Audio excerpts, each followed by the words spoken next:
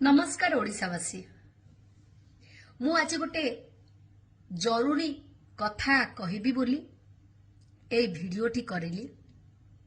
कथाटी होची एया जे मु केबे मैरिज फॉर नथिली बट एबे मु मैरिज पाई मेंटली प्रिपेयर अच्छी डिसीजन भी दे सारी। तो मते गोटे सुंदर जीवन साथीटे दरकार जी मते हृदय भल पाई पारुथिबो, स्नेह श्रद्धा करुथिबो, सम्मान दउथिबो, मो मेंटालिटी को बुझी पारुथिबो, मो हृदय को चिन्हि पारुथिबो। रानी पंडा भाषा कहूची बोली ताको आखि आगरे न रखी भाबुथिबो जे नाई रानी पंडा गोटे सुंदर मनीषटे। रानी पंडा को बाहा हेले से खुशी रे रहिबो। जी रानी पंडा को समाज सेवा कार्य करिबा पाई अनुमति दउथिबो, जी रानी पंडा को कला क्षेत्र रे काम करिबा पाई अनुमति दउथिबो, ता परिवार भी मते भल पाउथिबे, सम्मान करिबा दरकार। सेमिति गोटे जीवन साथी मते निहाती भाबरे दरकार। सबुठार बड़ कथा होची साथ सपोर्ट दउथवा दरकार। जदि सेमिति केही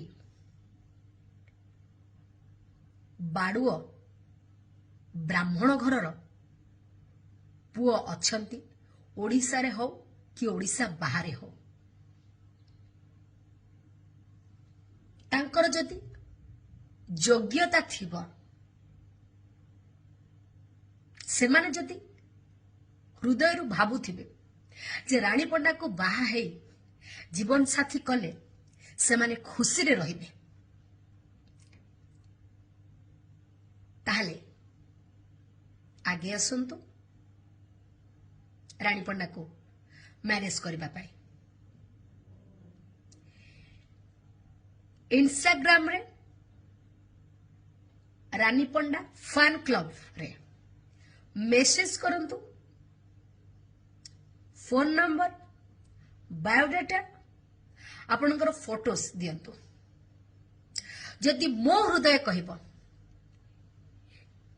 एमान को भितर ए लोकटी रो योग्यता अछि रानी पंडा को बाहा है खुशी रे रखला बळे,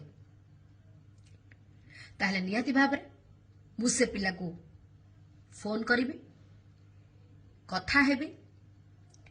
से पिला भी ता परिवार लोकन को सांगरे नहीं मो घर को आसीबो। अरेंज मैरिज जेमिति हुए से भली भाबरे प्रस्ताव नहीं। बाहागर रीति नीति रे हब जेमिति ओडिया संस्कार संस्कृति परंपरा रे बाहागर हुए। अपेक्षा रे रहिली, जल्दी जल्दी मैसेज करंतु।